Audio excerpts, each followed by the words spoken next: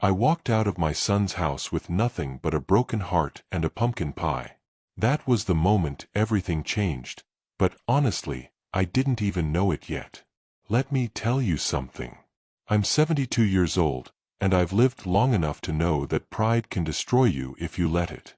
But you know what destroys you faster? Being treated like you don't matter. Being treated like you're invisible in the one place you should always belong, your own family. It was Thanksgiving Day, and I was about to learn a lesson that would shake my entire world. My name's Harold Turner. I spent 40 years teaching kids in public schools, saved every penny I could, and tried my best to raise a son who understood what it meant to show respect.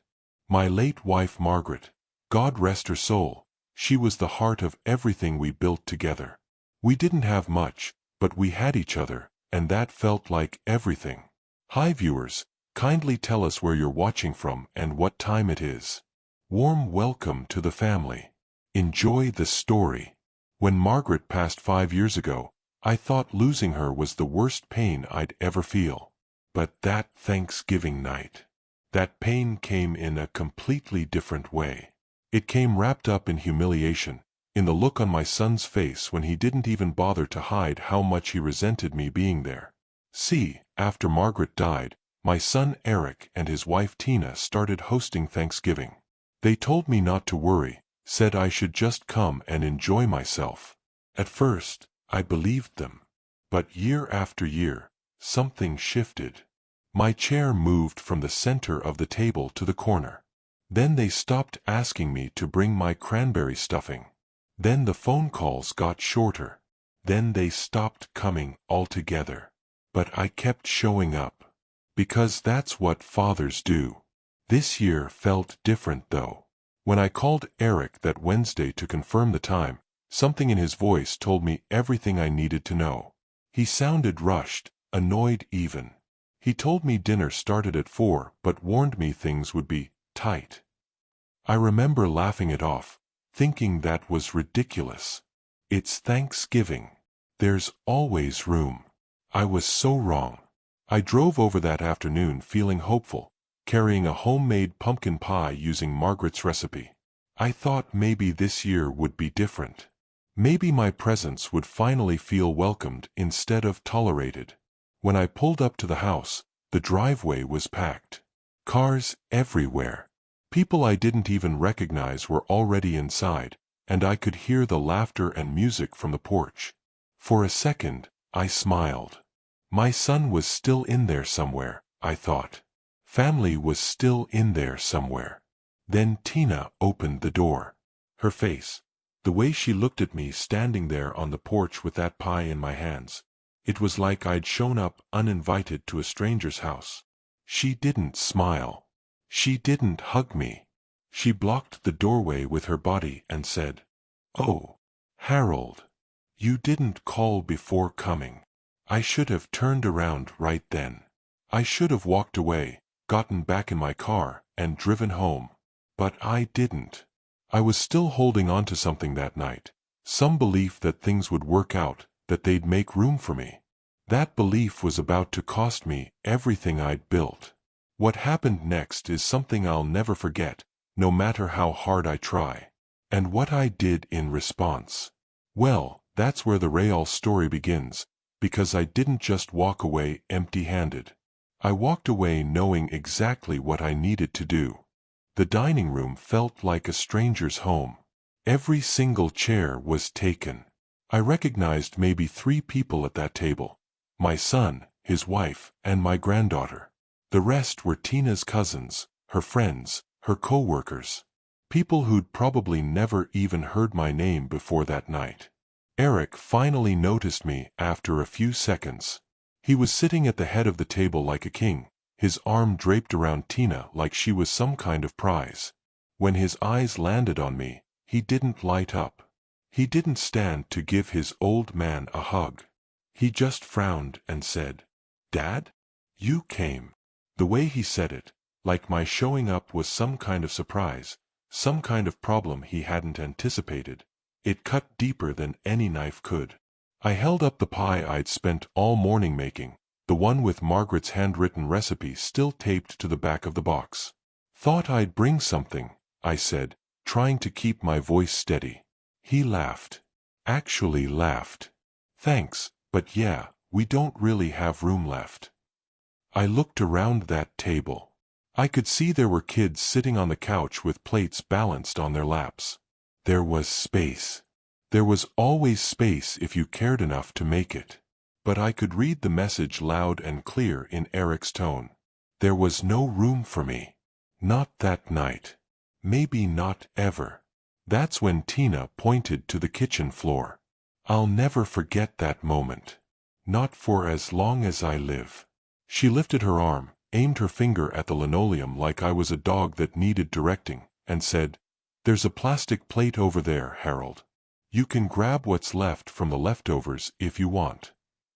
The entire table went silent. Every face turned to look at me. I stood there holding a pie my wife used to make, surrounded by strangers in my son's home, and nobody said a word. Nobody stood up and told Tina that was out of line. Nobody looked at Eric and expected him to do something. Eric just nodded. "Yeah, Dad. Just grab what's left. We've already started." I walked to the kitchen on legs that felt like they weren't mine anymore. The plastic plate was sitting there on the ground, actual ground, next to the trash can. On it was half a scoop of cold mashed potatoes and some turkey that had already started to look gray. I could have cried right there. But I didn't. Instead, something hard formed inside my chest. I thought about all the Thanksgivings Margaret and I had hosted when Eric was a kid. I thought about the table we set with real plates and cloth napkins. I thought about the way we made sure everyone felt welcome, from neighbors to strangers to people who had nobody else to celebrate with. I thought about teaching my son that family meant something. Apparently, I'd taught him the wrong lesson. I placed the pie gently on the counter. I didn't set it down hard or make a scene. I was calm. I was quiet. I just turned around and walked toward the front door. Still, nobody stopped me. Not one person. Not even my son. I walked out into that cold November night, and with every step away from that house, I made a decision. I wasn't just leaving dinner. I was leaving the life I thought we had. I was leaving the version of my son that I'd been holding onto in my memory. And when I got home and sat down at my kitchen table, I opened up the drawer where I kept my important papers. Insurance documents. Property deeds. Bank statements. My will. Because the next morning, I was going to make sure Eric never got another penny of what I'd spent my entire life working toward. I didn't sleep that night. I sat in my kitchen chair, the same one Margaret used to sit in, and I thought about every choice I'd made. Every penny I'd saved. Every investment I'd made carefully over decades. Every plan I'd put in place to make sure Eric's future was secure. All of it was built on the assumption that he'd grown into a decent man. A grateful man. A man who honored his parents. I was wrong. When sunrise came, I made coffee. Black. No sugar. Margaret always used to add cream, but I couldn't stomach it that morning. I sat there watching the sun come up, and I realized something important. Revenge isn't always loud. Sometimes revenge is quiet. Sometimes it's measured. Sometimes it's the smartest decision you'll ever make. I called my lawyer, Mr. Reeves, around 9 in the morning. I'd known him for 15 years. He'd handled Margaret's estate, helped me with all my paperwork, and been straight with me about everything. Good man. Honest. "Harold," he said when I told him what I needed. "Are you sure about this? This is a major change. You've had this will in place for—" "I'm sure." I cut him off. More sure than I've ever been about anything. He asked me to come by his office that afternoon. When I walked in there, he was sitting at his desk with my file already open. He'd probably been reviewing it all morning, trying to figure out how to talk me out of this. It didn't work. "I want everything," I said, sitting down across from him. Every asset. The house. The savings. The investments. All of it. I want it all to go into a trust for the community scholarship fund in Margaret's name. Not one penny to Eric. Mr. Reeves took off his glasses and rubbed his eyes. Harold, you're cutting your son out completely. That's a big decision. Have you thought about? I've thought about nothing else since last night, I said. He made it clear there's no room for me in his home. I don't see why I should make room for him in my will. We spent 2 hours going through everything. 2 hours of paperwork, signatures, and legal language that basically said, my son's inheritance was gone. Everything I'd built, everything I'd planned to leave him, was now going to help kids who actually needed it. Kids who actually appreciated what they were given. When I signed the last document, I felt something I didn't expect to feel. Peace. Real peace. Not anger or sadness or regret. Just peace. Mr. Reeves shook his head as I was leaving. You're a principled man, Harold. I'll give you that. That evening, I baked another pumpkin pie. Not for Eric. Not for Tina. For the homeless shelter downtown on Miller Street. I'd been volunteering there on Tuesday mornings for the past 2 years, and I knew they always appreciated home-cooked meals. When I delivered it, the staff smiled. One of the residents, an old woman named Ruth who'd been living on the streets for 3 years, she took a slice and looked at me like I'd just handed her the world. That's when I understood something my son had forgotten. Kindness that expects nothing in return is worth more than love that demands everything. And then, just like that, the phone started ringing. 2 days later, Eric called. Dad, what happened last night? You just left. Tina said you were upset, but you didn't have to walk out like that. I stayed silent for a moment. I could feel the anger starting to rise in my chest, but I kept it down. I kept my voice calm and steady, the way I used to talk to my students when they did something wrong. I left because there was no room for me, I said quietly. He tried to laugh it off. Come on, Dad. Tina said you overreacted. You could have just eaten with us. Nobody was trying to hurt your feelings. It was just a crowded night. That's when I knew my son didn't understand what he'd done. He didn't see the problem. To him, it was just a crowded night. To me, it was a message. A very clear message that I didn't matter. Eric, I said, and I made sure my voice was steady and firm. If you ever spoke to your mother the way you spoke to me that night, I would have been ashamed of you. You humiliated me in front of complete strangers. You put me on the floor like I was an animal. And for what? Because you didn't want to go get another chair. He tried to interrupt, but I kept going. You had room for Tina's co-workers. You had room for her cousins. But your own father. Your own father had to stand in the kitchen and wonder why his own son didn't want him there. Dad, you're blowing this way out of proportion. I hung up on him. I didn't answer when he called back. I didn't respond to the texts Tina sent later that day, asking what was wrong and saying they'd done nothing wrong. I just let the silence speak for itself. But the real conversation was coming.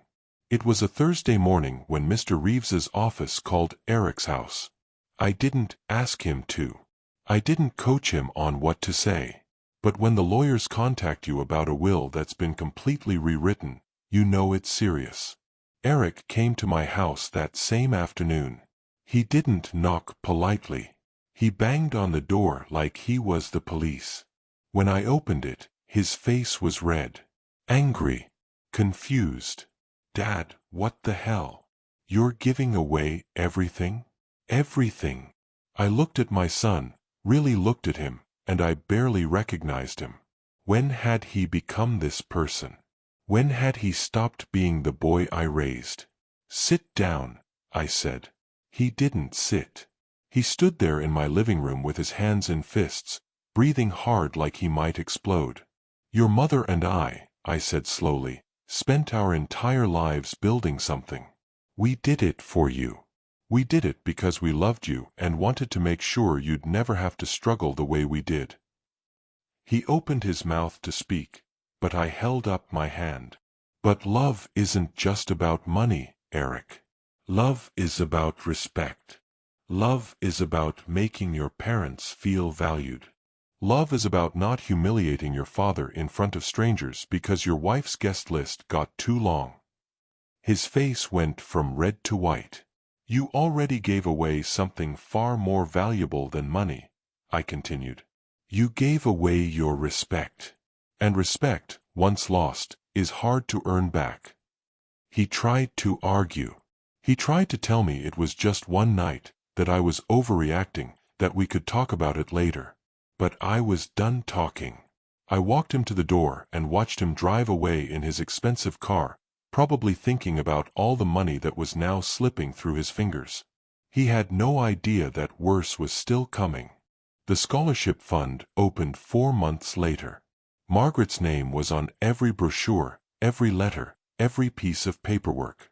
4 months after that night on Thanksgiving, I watched the first group of underprivileged kids get accepted to colleges they never thought they could afford. Kids whose parents worked 2 jobs and still couldn't save enough. Kids who had dreams bigger than their bank accounts. Margaret would have loved that. Eric tried to reconcile with me after about 3 months. He showed up at my house with flowers and an apology that didn't quite feel real. He told me he'd been wrong. He said he and Tina had talked about it, and they realized they'd treated me poorly. He wanted to know if we could fix things. I let him sit. I listened. But I didn't say yes to anything. Some wounds take time to heal, and I wasn't ready to pretend like everything was fine just because he'd suddenly realized his inheritance was gone. That wasn't about forgiveness. That was about consequences catching up to him. "You know what your mother used to say?" I asked him. "She used to say that people don't show their true character when things are going well. They show it when things are hard. They show it when nobody's watching. They show it in the small moments when they think it doesn't matter." Eric looked down at his hands. "That Thanksgiving night," I continued, "I found out who you really were, and I didn't like what I saw." He left that day without the reconciliation he was hoping for. He's called a few times since then. He's tried different angles. He's even threatened legal action, trying to say I was mentally unstable when I changed my will. None of it mattered. Because I've learned something at 72 years old that I wish I'd known earlier. You can't force people to treat you with respect. You can't make someone value you just because you shared DNA with them. What you can do is value yourself. What you can do is show through your actions that disrespect has consequences. I still miss my son sometimes. I miss the boy he used to be. But that boy is gone, and I'm learning to be okay with that. Every Tuesday morning, I still volunteer at the shelter. Every month, I attend the scholarship fund ceremony and watch kids who remind me of my younger self get their chance at something better. I'm building something new with the second half of my life. It's not the family legacy I thought I'd leave behind. But it's honest. It's real. And it doesn't depend on anyone's gratitude but my own. That cold Thanksgiving night when I walked out of Eric's house, I thought my life was ending. But it was actually beginning. It was the night I learned that sometimes the most powerful thing a parent can do is step back and let their child face the consequences of their own choices. And the message was loud and clear. You may be my son, but you're not entitled to my sacrifice. About 6 months after I changed my will, something unexpected happened. I was at the shelter on a Tuesday morning, helping serve lunch, when I got a phone call from my granddaughter, Sophie. She was 17 years old, and honestly, I didn't expect to ever hear from her again. Eric and Tina had made it pretty clear that I was out of the picture. "Grandpa." Her voice was small and uncertain. "Can I come see you?" My heart jumped. Sophie had always been different from her father. She had Margaret's eyes, kind, thoughtful, intelligent. When she was younger, she'd sit with me in the kitchen while I baked, and we'd talk about everything. Books, school, life, dreams. Of course, sweetheart, I said. When? Today, after school. If that's okay. I told her yes before she could even finish the sentence. I spent the rest of that morning in a daze, not really focused on serving food or cleaning tables. All I could think about was seeing Sophie again. All I could think about was the possibility that maybe not all of my family had turned their backs on me. She showed up at my front door around 4 o'clock that afternoon. The moment I saw her, I felt something crack open inside my chest. She was taller than the last time I'd seen her. More grown up. But when she hugged me, she felt like the same girl who used to sneak cookies from my kitchen counter. "Grandpa, I'm sorry," she said, and I could hear the tears in her voice even though she was trying to be brave. "I'm so sorry about what my mom and dad did." I held her for a long time before I answered. "It's not your fault, Sophie. You didn't do anything wrong." She pulled back and looked at me. "Dad told me what you did. He said you changed your will. He said you're giving everything away." I nodded slowly. "He's angry. Mom's angry too. But Grandpa..." She paused, searching for the right words. I heard them talking about it when they thought I was asleep. And I heard what they were actually upset about. "What do you mean?" "They're not upset because you're teaching Dad a lesson," she said quietly. "They're upset because they already spent money they thought they'd have. They took out a loan against what they thought would be their inheritance. They were counting on your money to pay it off." The room went silent. I sat down on the couch very slowly. So this was about money. This had always been about money. All those years of pulling away from me, all those small moments of disrespect, all of it traced back to a simple calculation. My son had already spent an inheritance that wasn't his yet. He'd borrowed money against my future. And when I took that away, he didn't panic because he'd lost his father's love. He panicked because he'd lost his financial cushion. Sophie sat down next to me. "I'm not like them, Grandpa. I know I'm young and I don't know everything. But I know that what they did was wrong. And I know that you have the right to do whatever you want with your own money." I looked at this remarkable young woman, my granddaughter, and I realized that maybe not everything was lost. Maybe there was still one person in my family who understood what really mattered. But what she told me next would change everything again. "I've been doing some research," Sophie said, pulling out her phone. "About your scholarship fund." "What do you mean?" I asked. "I found the application online. I read through the whole thing. And Grandpa, I want to apply." I felt my chest tighten. "Sophie, no. That fund is for kids who really need." "I do need it," she interrupted gently. "Not because I'm poor, but because I'm drowning in my own house. My dad is suffocating me with his expectations.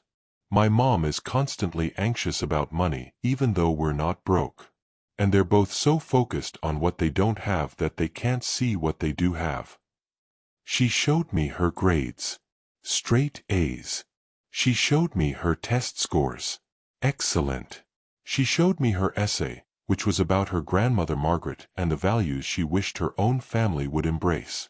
"I want to go to a good school," Sophie said. "Not because I want to prove something to my parents, but because I want to be someone who actually matters. Someone who helps people. Someone like you. Someone like Grandma Margaret." Tears came to my eyes then. I couldn't help it. This girl, my granddaughter, was everything I'd hoped Eric would be. She was gracious. She was thoughtful. She understood sacrifice and service. Over the next few weeks, Sophie started coming over regularly. At first it was just once a week after school. Then it was twice. Then she was coming on weekends too. We'd sit in my kitchen, and she'd tell me about school, about her hopes for college, about her frustrations with her parents. And I'd tell her about Margaret. About the early days when we had nothing but each other. About the joy of helping others. About what it really means to build a life that matters. Eric and Tina didn't like it at first. They tried to tell Sophie she couldn't come see me anymore. They said I was filling her head with ideas that would make her ungrateful. They said I was trying to turn her against them. But Sophie stood her ground. "I'm almost 18, she told them. "And I'm going to decide who I want in my life. Grandpa has never hurt me. You're the ones hurting me by trying to keep us apart." The arguments between Sophie and her parents became worse over those months. I'd hear about them secondhand, and each time my heart would break a little bit more. Sophie was paying a price for maintaining a relationship with me. I thought about telling her to stop coming. I thought about sending her back to her family, unbroken and uncomplicated. But I also knew that would be abandoning her, just like Eric had abandoned me. I wasn't going to do that. One night, Sophie showed up at my door with a suitcase. "What's happening?" I asked, taking the suitcase from her hands. "I had a fight with them," she said, and I could see she'd been crying. "A really bad one. I told them that if they couldn't respect my choice to maintain a relationship with you, then maybe I didn't want to live in their house anymore." "Sophie, no. You can't." "I already did," she said. "I'm not running away, Grandpa. I'm choosing to stay with you. If that's okay." My first instinct was to call Eric and Tina and tell them to come get their daughter. My second instinct was to protect this girl who had shown more courage and character than most adults I knew. "It's more than okay," I said finally. "But we need to do this the right way. We need to talk to your parents. We need to make this legal." So we called a family meeting. Eric and Tina showed up at my house looking furious. They thought Sophie had been kidnapped or brainwashed or something equally dramatic. When they realized she'd come here of her own free will and intended to stay, something shifted in the room. "You're trying to steal my daughter," Eric said, his voice cold and sharp. "Just like you're trying to steal everything else from me." I stayed calm. "I'm not stealing anything, Eric. Your daughter is a person with her own mind and her own choices. If she wants to stay here, that's her right. She's 17. She needs her parents." "Then maybe," I said quietly, "her parents should act like parents instead of trying to control her." We got lawyers involved, but it wasn't as complicated as I thought it might be. Sophie agreed to finish her senior year living with me. Tina and Eric got visitation rights, though they rarely used them.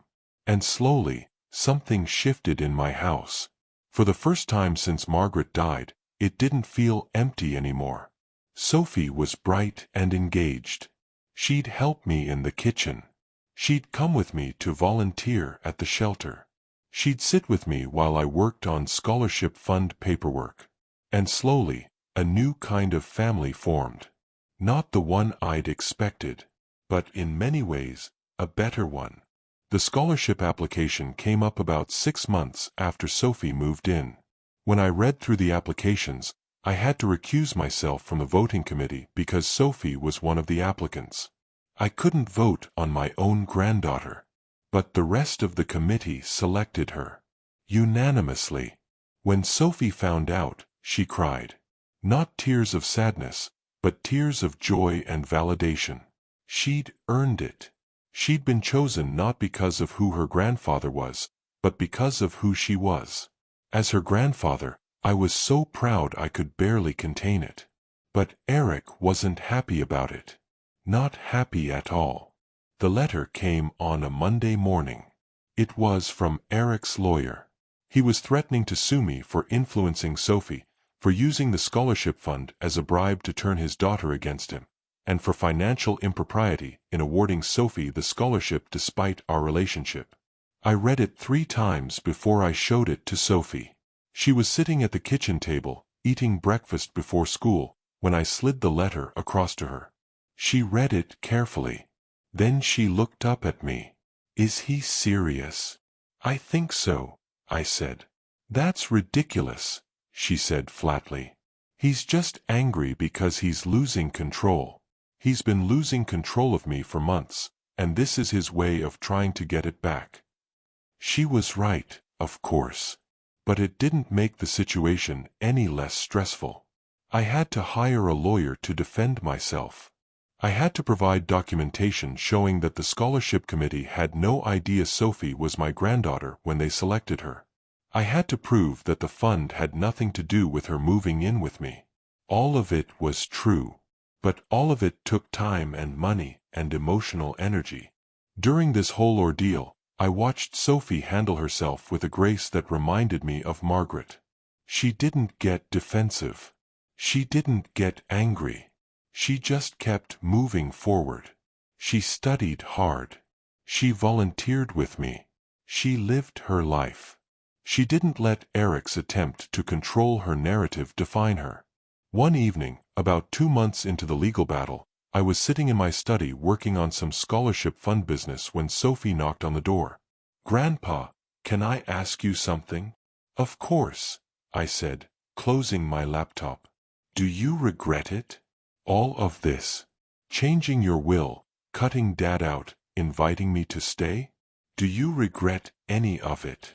I thought about the question for a long moment. Do I regret it? I regret that my son turned out the way he did. I regret that Margaret didn't live to see how things unfolded. I regret the pain that's come with all of this. But do I regret my choices? No. Not for a second. Not for a minute, I said. What I did was hard, but it was right. And you know what? The best part of all of it has been getting to know you again.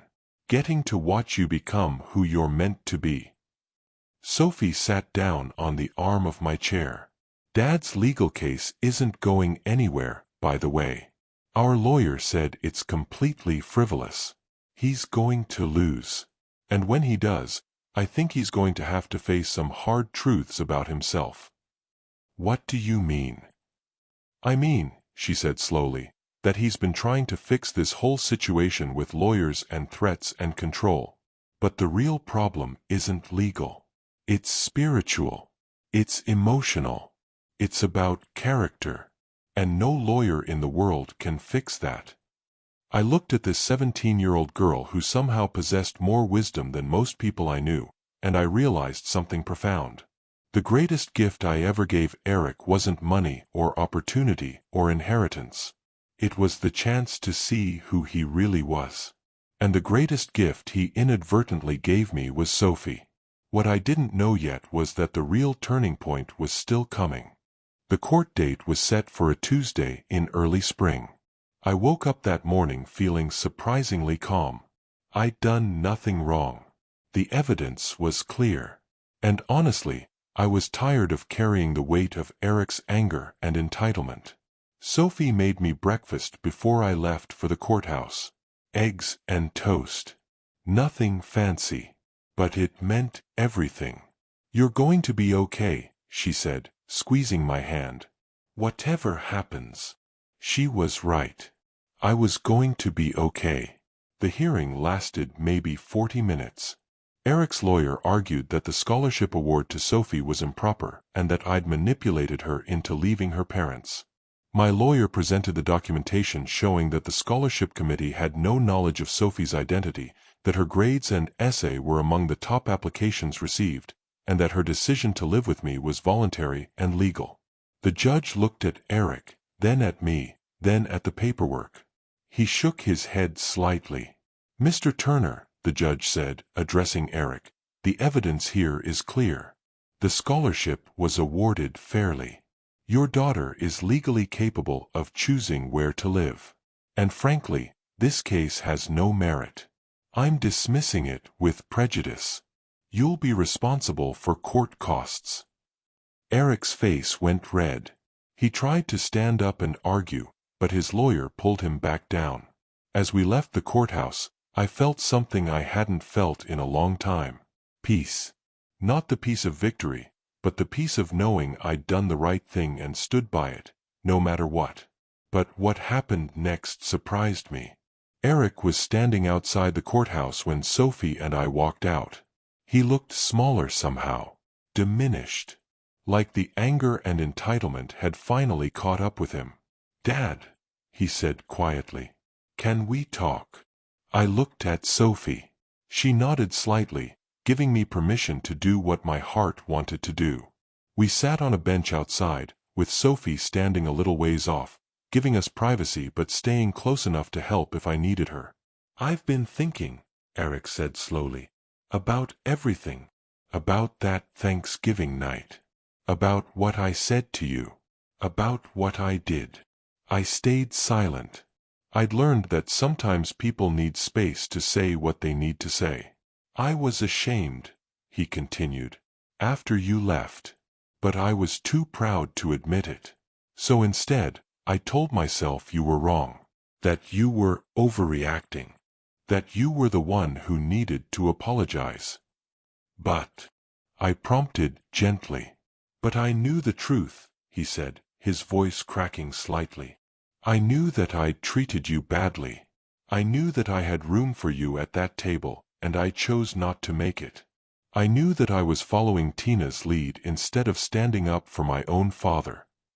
Eric looked at me then, and I could see the exhaustion in his eyes. The weight of months of legal battles and guilt and shame. "I took out a loan against what I thought would be my inheritance," he said. "I was counting on your money to fix my problems. And when you took it away, I didn't panic because I'd lost my father. I panicked because I'd lost my safety net." "I know," I said simply. "Sophie told me." "She's something special," Eric said, looking over at her. "She's become the person I always wanted to be, but never had the courage to become.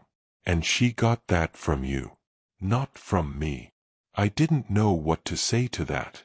I didn't know if I could forgive Eric. I didn't know if our relationship could be repaired. But I knew I could listen. "I'm not asking you to forgive me," Eric said, as if reading my mind. "I don't deserve that. I'm just asking you to believe me when I say that I finally understand what I threw away. And I understand why you threw me away." After that day, things didn't magically go back to normal. Eric and I didn't become close again. But something shifted. The anger that had fueled me for months began to fade. Not because Eric had suddenly become a good person, but because I realized that holding on to that anger was hurting me more than it was hurting him. Sophie stayed with me through college. She became the student I'd dreamed she'd become. She got into a great university on the Margaret Turner Scholarship, studied social work, and is now working with underprivileged youth at the same shelter where I volunteer. Eric eventually stabilized his finances. He got out of debt. And slowly, he began to understand the value of respect and humility in a way he never had before. That cold Thanksgiving night feels like a lifetime ago now. Looking back, I can see it clearly for what it was, a moment of reckoning. A moment where I had to choose between holding on to bitterness or letting it go and building something new. I chose to build something new. And you know what? That choice changed everything. The Margaret Turner Scholarship Fund has now helped over 200 students get their college education. 200 young people who might not have had the chance otherwise. 200 lives changed. 200 families transformed. And every single one of them carries a piece of Margaret's legacy forward into the world. Sophie graduated college at 22 with honors. She works full-time at the shelter now, and she's making a real difference in people's lives. She still lives with me. She still helps me in the kitchen. We still talk about books and dreams and what it means to live a life that matters. Eric visits sometimes. We have dinner together. We talk. It's not warm exactly, but it's respectful. And that's enough for me. I'm 78 years old now. I don't know how many more years I have left on this earth. But I know this much for certain: I've lived them well. I've lived them with purpose. I've lived them with Sophie by my side and Margaret's memory guiding my decisions. That plastic plate on the kitchen floor taught me something I'll carry until my dying day. You can't control how people treat you, but you can control what you do about it. You can control whether you let their disrespect become your definition. I chose not to let it. If you're watching this right now and you're going through something similar, if you're dealing with family who doesn't value you, with people who take you for granted, with a situation where you feel invisible, I want you to know something. You matter. Your respect matters. Your dignity matters. And sometimes, the most powerful thing you can do is walk away and build something better with the people who actually deserve you. That's my story. That's what happened that Thanksgiving night and everything that came after. A 72-year-old man walked out of his son's house with nothing but a pumpkin pie and a broken heart. But he walked back into his own life transformed. Please, if this story resonated with you, if it spoke to something in your own heart, I'm asking you to do something for me. Subscribe to this channel so you don't miss the next story. Turn on your notifications so you get alerted the moment we post a new video. Because there are more stories coming. Stories about love. Stories about loss. Stories about second chances and new beginnings. And I want you to be part of our family. In the comments section below, I want you to tell me your story. Tell me where you're watching from. Tell me if you've been in a situation like mine. Tell me how this story made you feel. Share your thoughts. Inspire others who are going through the same thing. Your comment might be exactly what someone else needs to hear right now. We're building a community here of people who understand that family isn't just about blood. It's about respect.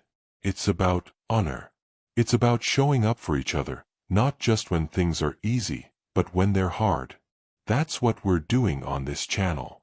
That's what I'm committed to. So thank you for listening to my story. Thank you for being here. And I'll see you in the next one. Because as they say, sometimes the best revenge isn't getting even. It's becoming better.